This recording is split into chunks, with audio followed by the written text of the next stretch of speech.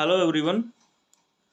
आज हम लोग 16 क्वेश्चन से करने वाले हैं। ऑलरेडी हमने पार्ट 1 में आपका 15 क्वेश्चन तक करा दिया है। CDP child development and pedagogy, ये हमारा 4 फरवरी 2023 का जो पेपर हुआ था, जेन्युइन पेपर है आपका, ऑनलाइन जो हुआ था, तो उसका है। तो हम लोग देखते हैं किस प्रकार के क्वेश्चन पूछे गए हैं और कैसे पूछे जा सकते हैं, आप इससे आइडिया ले सकते हैं। ठीक है, तो 16 नंबर क्या कहता है आपका कि inclusive education require elimination of multiple means of, मतलब समावेशी शिक्षा डैश के विविध जरियों के निष्कासन पर बल देती है। तो ये कौन सा हो जाएगा दोस्तों? आपका ऑप्शन दिया हुआ है प्रस्तुतिकरण, अभिव्यक्ति, संलग्नता और भेदभाव। तो इसका हो जाएगा आपका भेदभाव, डिस्क्रिमिनेशन। ठीक है ना। समावेशी शिक्षा जो है आपका डिस्क्रिमिनेशन, भेदभाव के विविध जरियों के निष्कासन पर बल देती है। ठीक है ना। कहता है कि समावेशी शिक्षा भेदभाव के विविध जरियों के निष्कासन पर बल देती है। समावेशी शिक्षा का अर्थ है कि सभी छात्र उपस्थित होते हैं। ठीक है, एक साथ उपस्थित होते हैं। उनके पड़ोस के स्कूल द्वारा आयु उपयुक्त नियमित कक्षाओं का उनका स्वागत किया जाता है और उन्हें स्कूल के जीवन के सभी पहलुओं को सीखने, योगदान देने और भाग लेने के लिए समर्थन दिया जाता है। समावेशी शिक्षा इस बारे में है कि हम अपने स्कूलों, कक्षाओं, कार्यक्रमों और गतिविधियों को कैसे विकसित और डिजाइन करते हैं ताकि सभी छात्र एक साथ सीखें और भाग लें। ठीक है, समावेशी शिक्षा एक सामान्य सीखने के माहौल में की जाती है, यानी एक शैक्षिक सेटिंग जहां विभिन्न पृष्ठभूमि और अलग क्षमताओं वाले छात्र एक समावेशी वातावरण में एक साथ सीखते हैं। समावेशी शिक्षा सभी छात्रों के लिए गुणवत्तापूर्ण शिक्षा तक पहुंच सुनिश्चित करने के बारे में है, जो उनकी विविध आवश्यकताओं को प्रभावी ढंग से एक तरह से प्रतिक्रियात्मक, स्वीकार्य, सम्मानजनक और सहायक तरीके से पूरा करता है। यह समाज की कुरीतियों को दूर करके शिक्षा प्रदान करती है। अतः इसलिए समावेशी शिक्षा भेदभाव के विविध जरियों के निष्कासन पर बल देती है। ठीक है ना। ये था आपका 16 क्वेश्चन। अब हम लोग देखते हैं नेक्स्ट क्वेश्चन आपका 17 क्या कहता है, इसके बारे में हम लोग देखते हैं। 17 आपका क्वेश्चन है कि एक ऐसी कक्षा में जिसमें विविध सामाजिक आर्थिक परिवेशों से विद्यार्थी आते हैं, बिल्कुल, एक अध्यापिका को क्या करना चाहिए? अलग अलग बैकग्राउंड से आते हैं, अलग अलग इनका सोशल बैकग्राउंड है, इकोनॉमिक बैकग्राउंड है, तो सभी को एक क्लासरूम बैठाना है, सबको एक माहौल में ढालना है। तो इसके लिए शिक्षक अध्यापक को क्या करना चाहिए? तो पहला ऑप्शन है अधीनस्थ समूहों से संबंधित विद्यार्थियों के लिए कमतर अपेक्षाएं बनाना और कायम रखना। नेक्स्ट है समावेशी भाषा, जैसे कि हमारा विद्यालय हमारी कक्षा का इस्तेमाल करना। बिल्कुल यही होना चाहिए कि हम सभी का विद्यालय है और हमारी कक्षा है। सेकेंड, थर्ड है आपका कि प्रबल समूहों से संबंधित विद्यार्थियों में अलगाव की भावना को बढ़ावा देना। और नेक्स्ट आपका अधीनस्थ समूहों से संबंधित विद्यार्थियों के बारे में रूढ़िवादों को बढ़ावा देना और रूढ़िवाद भय पैदा करना। तो आपका बी नंबर ऑप्शन दिया है, use inclusive language such as our school our class, समावेशी भाषा जैसे कि हमारा विद्यालय हमारी कक्षा का इस्तेमाल करना। तो इसके रिगार्डिंग क्या क्या है कि एक कक्षा में विविध सामाजिक आर्थिक परिवेशों से विद्यार्थी आते हैं। एक अध्यापिका निम्नलिखित तरीकों से समावेशी वातावरण की रचना कर सकती है। बच्चों के सीखने के अनुभवों को बाधित करने वाली अपनी रूढ़ियों और विश्वासों पर चिंतन करें। समावेशी भाषा जैसे कि हमारा विद्यालय हमारी कक्षा का इस्तेमाल करें। उन्हें अन्य छात्रों के बीच कक्षा में अपनी नैतिकता और संस्कृति को साझा करने का अवसर दें। नेक्स्ट है कक्षा में उनके स्थानीय पारंपरिक मूल्यों का सम्मान करें। कक्षा में बच्चों के अनुभवों की विविधता को शामिल करें। उन्हें ऐसा मंच प्रदान करें जहां वे अपनी वर्तमान स्थिति से बाहर आ सकें और अपने अनुभव साझा कर सकें। छात्रों को एक दूसरे की संस्कृति, परंपराओं और मूल्यों का सम्मान करने के लिए संवेदनशील बनाएं। नेक्स्ट है आपका कि एक संस्थागत लोकाचार बनाएं जिसमें समानता पर जोर दिया जाए। ठीक, 18 क्वेश्चन कहता है कि दृष्टिबाधित विद्यार्थियों के सफल समावेशन के लिए अध्यापक को क्या करना चाहिए। जो देख नहीं सकते हैं उनको भी क्लास में पढ़ाना है, और वो भी बच्चे होंगे जो देख भी सकते हैं, सुन भी सकते हैं, फिजिकली फिट है। तो अब क्या है, इसमें हम लोग क्या सोच सकते हैं, इसके में ये हो सकता है कि टीचर को पिक्चरियल स्टडी के साथ साथ ऑडिएबल स्टडी को भी करना चाहिए, कंप्लीट ऑडिएबल, जिससे वो सुन कर भी काम चला सकें। तो जो देख नहीं सकता है तो कहता है कि अवधारणा की व्याख्या के लिए चित्रों का प्रयोग करना चाहिए। चित्र कैसे प्रयोग करेंगे, वो तो देख नहीं सकेगा, ये आपका एलिमिनेट हो गया। सभी प्रकार की लिखित सामग्रियों को मौखिक रूप से प्रस्तुत करना चाहिए, ये बिल्कुल जेन्युइन है, क्योंकि जो देख नहीं सकता उसको मौखिक रूप से ऑडिबल लिख कर, ठीक है ना, बोलकर। नेक्स्ट है कि विद्यार्थी से बातें करते समय हाथों का खूब अब हाथ को इस्तेमाल करेंगे वो देखेगा ही नहीं, ये भी एलिमिनेट हो गया। दिखाए जा रहे वीडियो के उपशीर्षक, तो वीडियो आ गया तो ये भी एलिमिनेट हो गया, तो आपका बी हो जाएगा, इसमें मौखिक रूप से प्रस्तुत करना चाहिए। दृष्टिबाधित विद्यार्थियों के सफल समावेशन के लिए अध्यापक को निम्नलिखित विशेष सुविधाएं प्रदान की जानी चाहिए। पहला है सभी प्रकार की लिखित सामग्रियों को मौखिक रूप से प्रस्तुत करना। उनकी दृष्टि का इष्टतम उपयोग, अर्थात जहां तक वे देख सकते हैं, और बड़ी बड़ी छपी हुई पुस्तकें और अध्ययन विषय वस्तु प्रयोग में लाई जानी चाहिए। नेक्स्ट है आपका कि उन्हें कक्षा की पहली पंक्ति में बैठाया जाना चाहिए। गहरे रंग की विषय वस्तु का उपयोग और चमकदार वस्तुओं और वास्तविक वस्तुओं का उपयोग, बड़े शिक्षण सामग्री का उपयोग, और कहता है ऐसे शिक्षण सामग्री का उपयोग करना चाहिए जिससे वे छू सकें और महसूस कर सकें। ठीक है। नेक्स्ट है 19 नंबर कि ध्यानाभाव एवं अति सक्रियता विकार ग्रसित विद्यार्थियों के सफल समावेशन के लिए अध्यापक को क्या करना चाहिए। ठीक है ना। ADHD क्या है आपका, attention deficit hyper activity disorder, एक प्रकार का बीमारी है जो जन्म में अगर ध्यान नहीं दिए तो वो आपका एडल्ट तक चला जाता है। तो कि इसमें क्या प्रॉब्लम आती है, तो देखते हैं। परिवेश में व्यवधानों को अधिक कर देना चाहिए, लंबे और जटिल प्रदत्त कार्य देना चाहिए, और विद्यार्थियों को समय प्रबंधन और संगठनात्मक आदतों के विकास में सहायता करनी चाहिए। और नेक्स्ट है आपका दोस्तों डी नंबर कि गैर लचीली विधि और दिनचर्या का इस्तेमाल करते हुए शिक्षण करना चाहिए। तो इसका दिया हुआ है दोस्तों सी नंबर कि help a student to develop time management and organisational habit, विद्यार्थियों को समय प्रबंधन और संगठनात्मक आदतों के विकास में सहायता करनी चाहिए। तो देखते हैं ऑप्शन क्या है कि ध्यानात्मक सक्रियता विकार एक मस्तिष्क विकार है जो आपके ध्यान देने, बैठने, स्थिर रहने और अपने व्यवहार को नियंत्रित करने के तरीकों को प्रभावित करता है। ADHD से ग्रसित विद्यार्थियों के सफल समावेशन के लिए अध्यापक को निम्नलिखित शिक्षण रणनीतियों का उपयोग करना चाहिए। विद्यार्थियों को समय प्रबंधन और संगठनात्मक आदतों के विकास में सहायता करनी चाहिए। ठीक है ना। कार्य को छोटे छोटे भागों में विभक्त करना ताकि अक्षमता वाले शिक्षार्थी इससे बहुत अच्छी तरह से कर सकें। ठीक है। नेक्स्ट है कि एक लचीला पाठ्यक्रम बनाएं, समय रेखा भी लचीली होनी चाहिए। वास्तविक वस्तुओं का उपयोग करने वाली अवधारणाएं और मूर्त से अमूर्त तक की प्रगति को मापने और उपचार के परिणामों का मूल्यांकन करने के लिए एक आधार रेखा स्थापित करें। ठीक कहता है नियमित प्रतिपुष्टि प्रदान करना और शिक्षार्थी के अधिगम के बीच के अंतर को कम करना। यह है आपका। नेक्स्ट है डिसलेक्सिया पोसेस डायरेक्ट चैलेंजेज इन, ये कहता है आपका कि पठन वैकल्प सापेक्ष रूप से किस क्षेत्र में चुनौती पैदा करता है। कंप्रहेंशन ऑफ रिटन टेक्स्ट, लिखित विषय सामग्री के बोध में, लिखित समय विषय सामग्री के बोध में। सेकंड कहता है शारीरिक गतिविधियों के समन्वयन में, और थर्ड है आपका दूसरों की भावनाओं के समझने में, और डी है आपका चित्र बनाने में। तो डिसलेक्सिया जो है आपका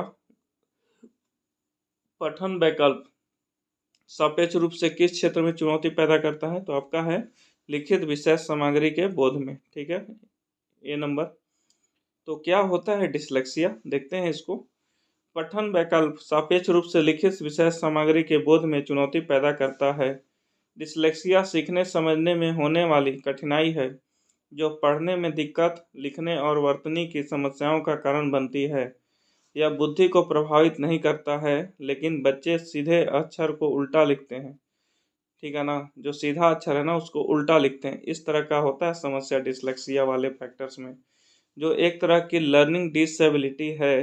यह ज़्यादातर बच्चों में होता है और वयस्क तक होने तक इसका पता नहीं चल पाता है। ठीक है, तो डिसलेक्सिया क्या है कि अक्षर को उल्टा लिखते हैं। नेक्स्ट है 21 कि प्रभावशाली और अर्थपूर्ण अधिगम के लिए अध्यापक को किस प्रकार की शिक्षण शास्त्रीय प्रविधियों का इस्तेमाल करना चाहिए। तो ये आपका है ऑप्शन, सांस्कृतिक रूप से प्रासंगिक, मानकीकृत, परीक्षा केंद्रित या व्यवहारवादी। तो ये दिया हुआ है ए नंबर, सांस्कृतिक रूप से प्रासंगिक। कि प्रभावशाली और अर्थपूर्ण अधिगम के लिए अध्यापक को सांस्कृतिक रूप से प्रासंगिक प्रविधियों का इस्तेमाल करना चाहिए। अर्थपूर्ण अधिगम से तात्पर्य पूरी समझ के साथ सक्रिय रूप से और ठीक से जानकारी प्राप्त करने की प्रक्रिया से है। यह तभी होता है जब शिक्षार्थी सक्रिय रूप से कार्यों और गतिविधियों में लगे होते हैं। शिक्षक को शिक्षार्थियों में विचारों और तर्क संगतता को विकसित करने के लिए समस्या पर काम करने के कई तरीकों को भी प्रोत्साहित करना चाहिए, ताकि वे अवधारणाओं को प्रभावी ढंग से समझ सकें। ठीक है ना। नेक्स्ट कहता है कि राष्ट्रीय शिक्षा नीति 2020 अधिगम के कौन से तरीकों को बल देती है। तो पहला है आपका एक्सपीरियंशियल लर्निंग, अनुभवात्मक अधिगम। सेकंड है डिजिटल लर्निंग, डिजिटल अधिगम। थर्ड है साइंटिफिक लर्निंग, वैज्ञानिक अधिगम। और फोर्थ है लर्निंग बाय डूइंग, करके सीखना। तो सारे ऑप्शन इसके सही हैं। ठीक है ना। नए डिजिटल जो आपका आया है न्यू एजुकेशन पॉलिसी 5334, 5 क्लास तक तो ऐसा बात किया गया कि आपको लोकल लैंग्वेज में पढ़ाया जाएगा। उसके बाद आपको कोई स्किल के रिगार्डिंग आपको पढ़ाया जाएगा और ट्रेनिंग दिया जाएगा, ताकि आप बेरोजगार न रहें। आपको खुद पर डिपेंडेंट बनाया जाएगा। इस तरीके की स्टडी का व्यवस्था किया गया है। तो वही कहा गया एक्सपीरियंशियल लर्निंग, मतलब अनुभवात्मक अधिगम, इस तरह का स्टडी मिलेगा। बिल्कुल इंडिया डिजिटल होने वाला है तो डिजिटल स्टडी भी होगी आपकी, और साइंटिफिक वैज्ञानिक पद्धति द्वारा पढ़ाया जाएगा, और हर चीज़ को करके सिखाया जाएगा भाई, प्रैक्टिकल। ठीक है ना। तो इसका क्या है, चारों ऑप्शन हो जाएगा। तो देखते हैं क्या है आपका एजुकेशन पॉलिसी। तो पहले दो शिक्षा नीति ऑलरेडी बन चुका था 1968 में, 1986 में। ठीक, स्वतंत्रता के समय से अस्तित्व में है। केंद्रीय मंत्रिमंडल ने भारतीय शिक्षा प्रणाली में कई बदलाव लाने के उद्देश्य से नई राष्ट्रीय शिक्षा नीति 2020 को मंजूरी दी है। राष्ट्रीय शिक्षा नीति 2020 वैचारिक समझ और शैक्षिक परिणामों में सुधार पर जोर देती है, ताकि बच्चे अर्जित ज्ञान और कौशल को वास्तविक जीवन में लागू कर सकें। फिर कहता है आपका नेशनल एजुकेशन पॉलिसी 2020 में अधिगम के निम्न तरीकों पर बल देती है। पहला अनुभवात्मक अधिगम, सेकंड है डिजिटल अधिगम, थर्ड है वैज्ञानिक अधिगम, फोर है आपका करके सीखना। अतः यह चारों ही एनईपी 2020 के अधिगम में ऐसे तरीकों पर बल देती है। ठीक है। नेक्स्ट है 23 कि अध्यापकों को विद्यार्थियों के अधिगम युक्तियों के अर्जन को सुगम सहज करना चाहिए। निम्नलिखित में से कौन से तरीकों का इस्तेमाल शिक्षार्थियों को अधिक कौशलीभूत बनाने के लिए किया जा सकता है। ठीक है। तो पहला ऑप्शन है विद्यार्थियों को चिंतन के अभिसारी तरीकों के अवसर देकर। फिर कहता है आपका विद्यार्थियों को अवास्तविक उद्देश्य और समय तालिका बनाने में मदद करके। फिर कहता है विद्यार्थियों में स्वयं से प्रश्न करना और स्व आकलन समुन्नत करके। और नेक्स्ट है आपका जो प्रासंगिक नहीं है उस पर ध्यान केंद्रित करने के लिए प्रोत्साहित करके। तो इसका आंसर दिया हुआ है सी नंबर आपको, कि विद्यार्थियों में स्वयं से प्रश्न करना और स्व आकलन समुन्नत करके। Promoting self questioning and self assessment among student. Question क्या था आपका कि अध्यापकों को शिक्षार्थियों के अधिगम युक्तियों के अर्जन को सुगम सहज करना चाहिए। निम्नलिखित में कौन से तरीके का इस्तेमाल शिक्षार्थियों को अधिक कौशलीभूत बनाने के लिए किया जाता है। तो आपका सी नंबर है, विद्यार्थियों को स्वयं से प्रश्न करना और स्व आकलन समुन्नत करके। नेक्स्ट है आपका इसका एक्सप्लेनेशन कि अध्यापकों का विद्यार्थियों के अधिगम युक्तियों के अर्जन को सुगम सहज करना चाहिए। विद्यार्थियों को स्वयं से प्रश्न करने और स्व आकलन समुन्नत करके शिक्षार्थियों को अधिक कौशलीभूत बनाने के लिए किया जा सकता है। इसमें शिक्षार्थियों को अपने स्वयं के प्रदर्शन का आकलन करने में सहायता मिलती है। यह अभ्यास शिक्षार्थियों को उनके ज्ञान अंतराल की पहचान करने, उपयुक्त सीखने की रणनीति अपनाने और नए सीखने के लिए एक उपकरण के रूप में मूल्यांकन का उपयोग करने में मदद करता है।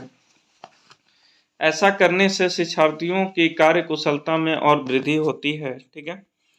नेक्स्ट है आपका 24, प्रभावशाली समस्या समाधान कारक होने के लिए अध्यापक की शिक्षार्थियों में किसके इस्तेमाल को हतोत्साहित करना चाहिए। तो इसका ऑप्शन दिया हुआ अनुक्रिया समुच्चय, कलन विधि, अन्वेषण खोजबीन, साम्यानुमान। तो इसका कौन सा आंसर हो जाएगा आपका?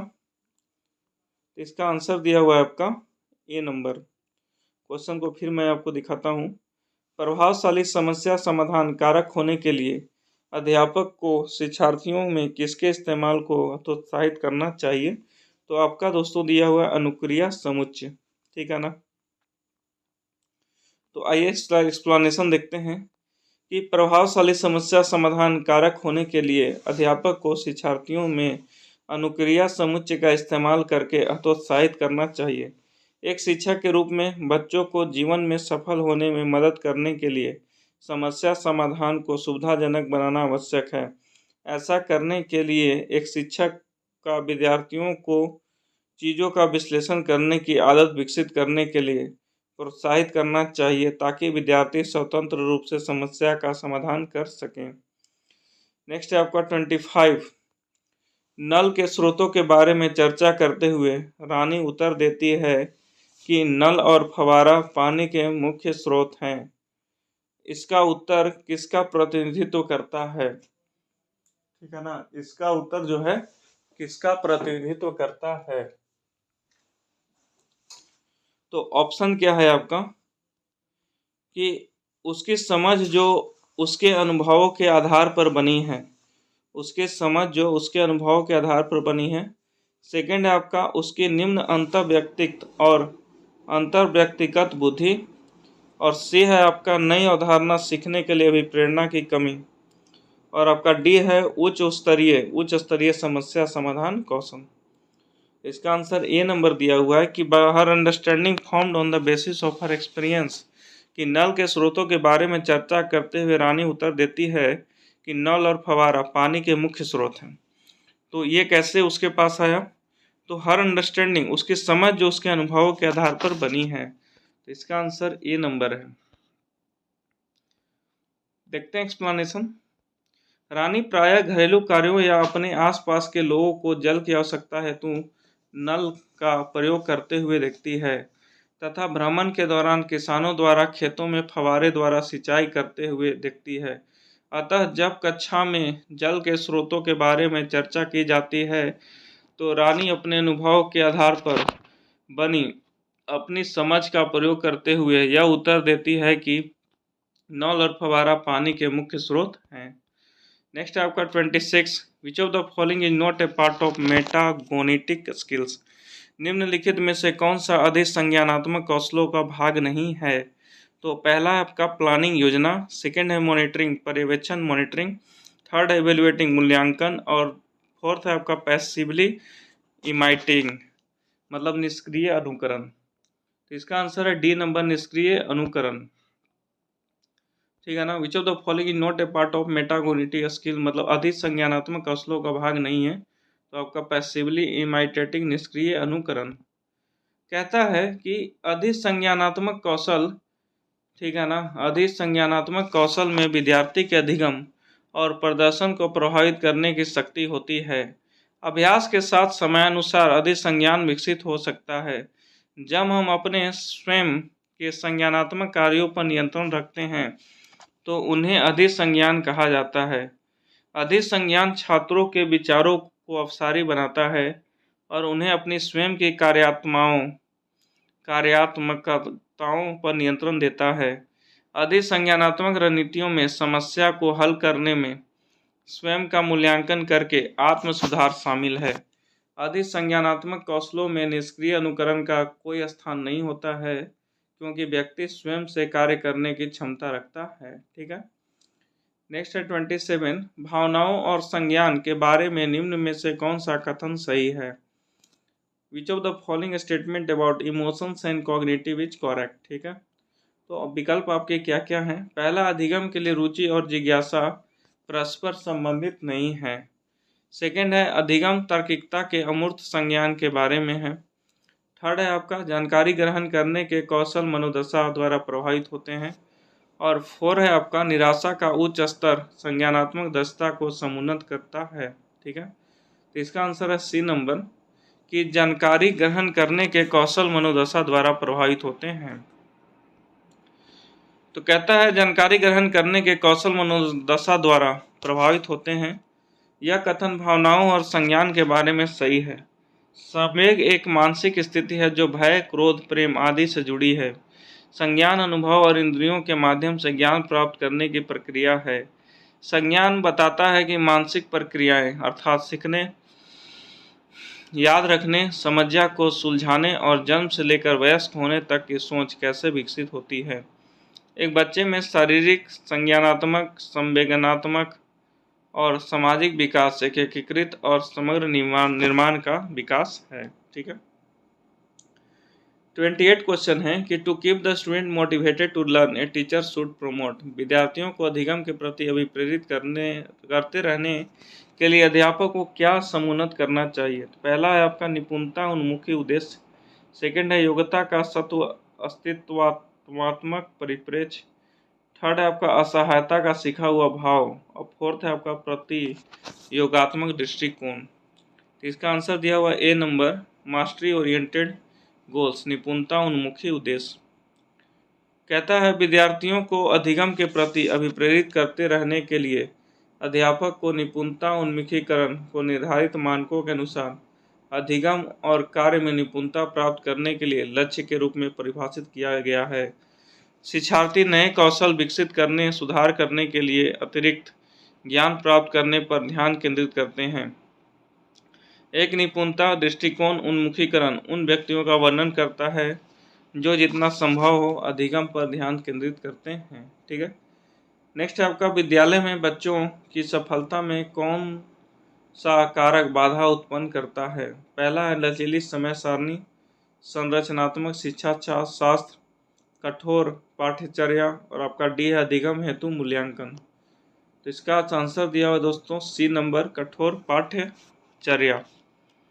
ठीक है ना। Which of the following factor hinders.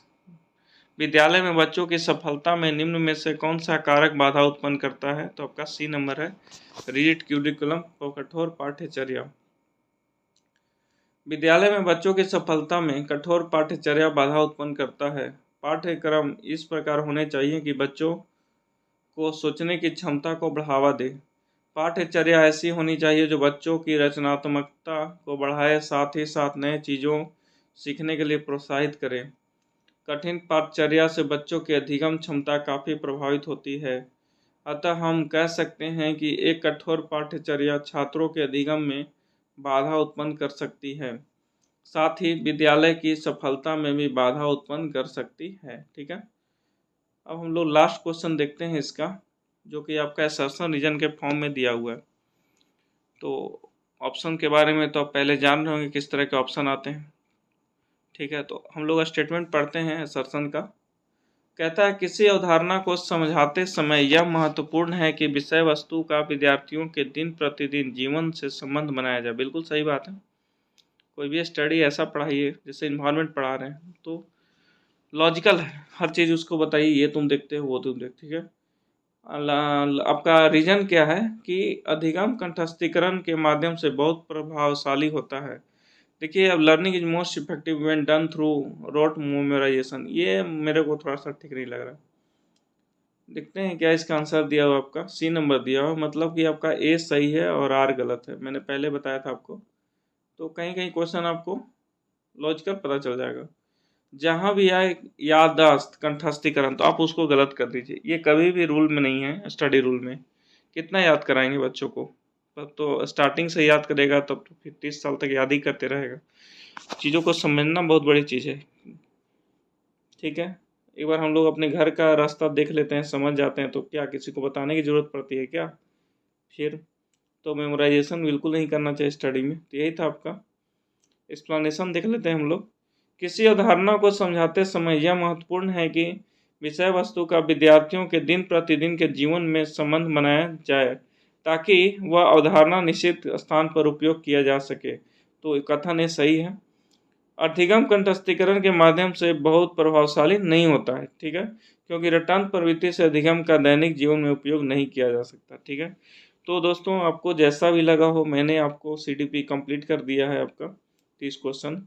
जो नेक्स्ट वीडियो आएगा हमारा मैथमेटिक्स पर आएगा। ठीक है, तो मैथमेटिक्स में कोशिश करूँगा एक ही वीडियो में 30 क्वेश्चन को आपके सामने पेश करूँ, कैसे क्वेश्चन पूछे गए थे। ठीक है, तो आपको जैसा भी लगा हो प्लीज़ आप वीडियो को शेयर, लाइक, सब्सक्राइब कर सकते हैं अगर आपको अच्छा लगे तो। यहीं तक था आज का सफ़र।